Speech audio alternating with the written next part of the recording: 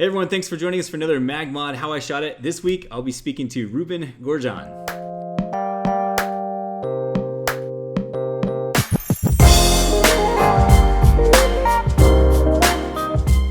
Hey Ruben, thanks so much for joining us. Hey MagMod community, how are you? Ruben, you are constantly killing it, and I feel like every time I have these interviews, I get to say that to people because I'm so inspired. But you have inspired me many times, and your photographs, they're always so clean and like the colors are good and the people look so sexy and like it's just crazy. You like have this amazing talent to do that kind of stuff with people. I kind of want to go get my wife and I and get photographs by you if that's cool. Anytime you want. New York is gorgeous.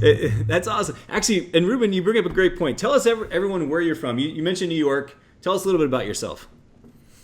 Well, I was born and raised in Italy, in Milano. And I got married in '99, and I moved right away to New York, and I live here since. And I live in a little town in Greenwich, in Long Island, and where I have my studio and everything else. Yeah. Well, and so what's your website? How do people find you? You can find me on RubenGorjian.com, and my Instagram is Ruben Gorjian Photo. Ruben Gorjian Photo. Excellent. We'll make sure it pops up on the screen here as well. That way everyone can go find it. But and how long? You specialize in wedding photography. Is that kind of your? Well, that's how I started. But I love fashion photography and everything related to fashion, and that's where my passion goes to. Well, and Ruben, being that you're from Milan, Italy, that kind of like makes sense, right? That's. Yeah, everything in Milan is fashion, right? Yes, of course. But you know what's great is I love how you bring that up because, in fact, when you look at your wedding photos, I think there's a lot of that built into it. I feel like your wedding photos are it's almost like it's a fashion shoot. And I bet your brides love that about you, that you're able to make their engagement photos or their wedding photos look very like the cover of a fashion, like a magazine, a fashion magazine or something. Is that your goal? Yes, that's what I'm trying to, and I'm sure that the Italian influence plays a big role in my images, in my pictures as well. That's awesome. I love it. In fact, so Ruben, let's jump right into it so people can start seeing some of these images and you can tell everyone how you shot it. So the first one that kind of comes to mind is one that I think it's one of your more recent images. And by the way, I actually want to toss this out there because we're going to be showing some behind the scenes video as we talk about some of these images. And so I want people to know where they can see more of your behind the scenes videos because you have a YouTube channel, right? Can you tell everyone about that? Yes, I have a YouTube channel, Ruben Gorjian Photography, which I have about 8,000 members right now, and it's doing very good. And what I do, I'm trying to show the behind the scene of try all my either wedding or engagement session or in studio session, and show people that you don't need models and professional people to create amazing images and stunning portraits. I love that. I love it. So let's talk about this first image with this couple, and then we can even show some of that behind the scenes video that we'll get from the YouTube. But tell us a little bit about this image, kind of what was going through your mind and how you lit it.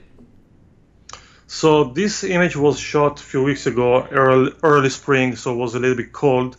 But these two couple they're getting married next week, actually, and it was almost at the end of the day of the session, and they really asked me for a sunset shot. So I had my MagMod sphere with the blue gel. And I increased my Kelvin temperature to, if I don't mistake, to 8,000 to 9,000, around that ballpark, to bring out all that orange, red of the sky. And the flash was positioned to the camera right, and I was using 8200. I don't recall the power of that of the 8200, but it was pretty high because it was shot at f10. And I always try to use the lowest ISO possible that I'm allowed to. In this case, it was ISO 80. Wow. And I killed the ambient light a little bit, and the shutter speed was about 1/200 per second. And I used I'm shooting with Sony, so this one was shot with the Sony A7R III with a 16 to 35 millimeter. Nice. So I took advantage of the widest lens possible.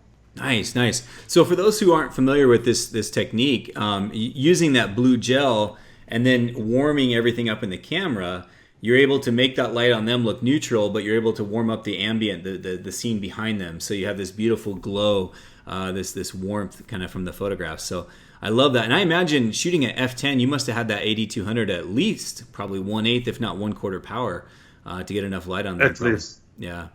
At least, yes.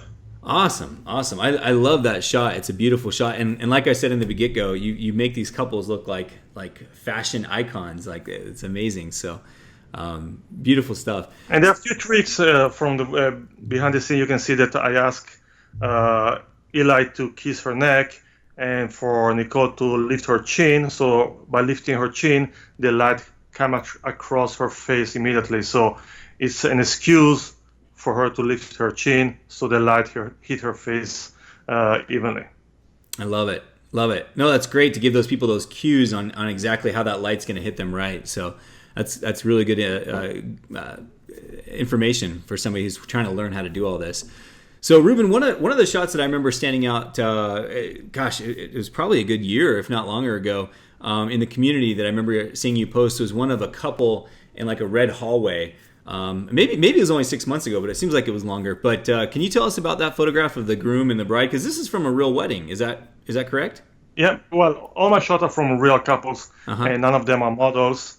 They are gorgeous, but they're not models. Yeah. So on this specific was actually almost a year ago. It was June 27 of last year. Okay. And it was a brand new.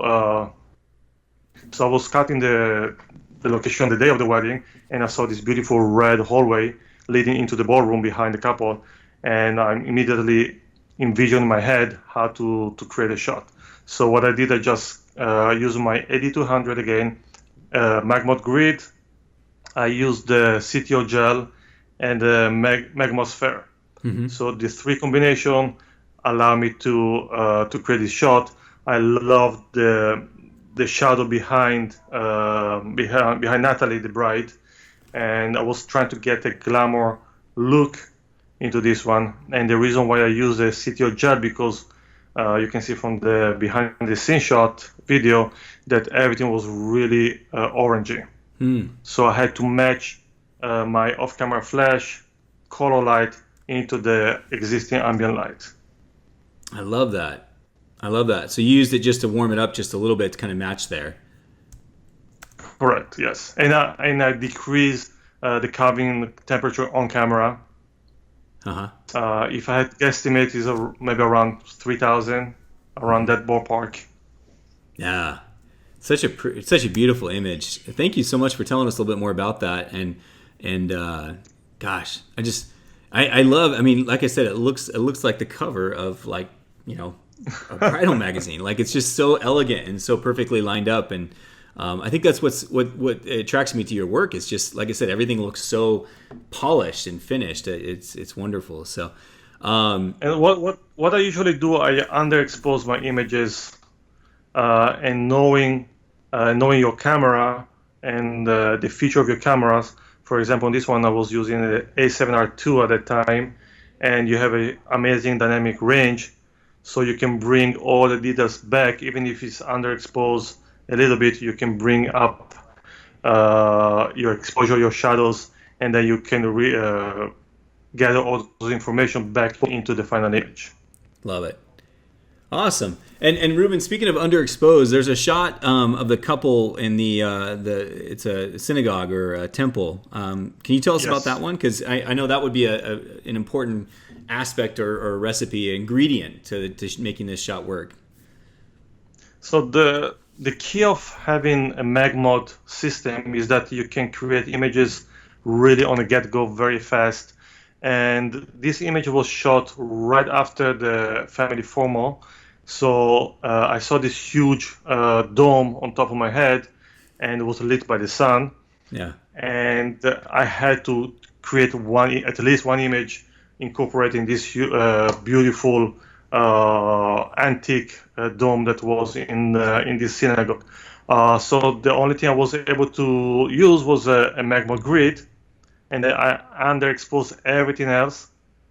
And behind me, the door of the synagogue were open. So the light that you see on the bride's dress is coming from behind me from the open door that I left open on purpose to get that a little bit of ambient light to capture the bride's dress. And then the grid, what does it do? It just selectively beam into the light beam into the how you call it, the outline of the couple. So it creates just your eyes go into the couple immediately. So nothing else is illuminated by the light. Yeah, no, you get that wonderful control of light, and I think, I mean, that whole stained glass fixture up above them is absolutely beautiful. And like you said, you have to underexpose it to really get that light to show. Otherwise, it's just gonna be super bright, and it's all gonna kind of mix. And yes, you're gonna miss the point of having this kind of shot. Yeah. I bet this. What I usually say in my videos or in my workshops, that you had to pre-visualize your shot before even taking your camera in your hand. So I already had in my mind this shot in my mind, and then I just play with the light a little bit, couple of test shots, and the picture was taken. No, that's a great tip, because I think pre-visualization is one of those things where, to be a good photographer, you kind of have to know what you're going to create before you even shoot it. Like, you can't just go around and what do they call pray and spray, just kind of shoot, or what do they spray and pray, I guess what they call it, where you just shoot and hopefully something turns out. You really do need to pre-visualize and know how your frame's going to look, how your light's going to look, all that kind of good stuff. So thank you for sharing that. You have to have knowledge. You have to have knowledge of camera flash and knowledge of how your camera works in specific settings, so you don't waste time or you don't look like a fool in front of your clients, especially doing a real wedding. Yeah, no, absolutely. Hey, Ruben, another one of your shots that I saw that I really liked, and I was hoping you could tell us how you shot it, was the one where you have the couple and they're in the rain. It looks like a kind of another kind of a silhouette type of shot. Can you tell us a little bit about that one? Yes, that was actually snow. Was shot in December, Christmas Day actually, and the bride the whole day was telling me, "Oh, I wish it would snow today," because the entire theme of the wedding was winter wonderland, how you call it. Yeah. So, but the whole day was sunny, was perfect, was nothing but snowing. So the very last few minutes of the wedding, I was going into my car, loading my car of my equipment, and it starts snowing. So, oh my God, I rushed back into the ballroom. I grabbed the bride and groom, said, "Guys, it's snowing, let's go out." So I grabbed my camera. I told my assistant to go behind the couple, put a grid, and then put the MagSphere. So I was able to control the light and not to spill all over the place. And I had to shoot at ISO 5000 and 1/20th of a second to really grab these little snowflakes that were coming down. Yeah. In other words, it was like almost like a fine mist of snow. Is that kind of a good description of how it was? Yeah, it wasn't snowing heavy, but it was just that mist. But if you know how to play with your camera and to lower your shutter speed, you can get that ambient light with the flash and freeze those snowflakes. That's awesome. Thank you so much for sharing that. And then, Ruben, we're almost out of time, but do you mind if I get you to describe one more image here? It's the photograph. You recently posted a video on YouTube. I think it's the most recent. I'm not. It was one with the couple, and they're kind of up against the pillar there. I like this one because you did a great balance of flash with the ambient, and so we're kind of curious if you can tell us more about that shot. I always try. For me, off-camera flash shouldn't be flashed. So the viewer shouldn't immediately understand that a flash was used. Mm-hmm. Of course, if you are in the business and you know about composition and about where the sun is, you know that flash was used because the sun is behind the couple, and of course they will be underexposed immediately because I exposed for the background. Yeah. So, but my trick and what I try to explain to everybody is to just give a kick of light, just to lift those shadows from the couple in order to appear as natural as possible. So in this case, I use again my AD200, and I put the MagMod sphere to it, and I shot high-speed things at 1/640 of a second, and the light was coming from camera left, and on purpose I told Megan to look over her shoulder, so the light was completely into her face. Love it. I love how that description, you're right, because you want to be able to make it so it looks like they can't really tell if a flash was used or not. Unless, I love how you described how if it's a photographer and they go, oh wait, the sun's behind, typically they would have been in the shadows, and then all of a sudden you could piece it together. But otherwise you really want it to be kind of this almost looking more natural.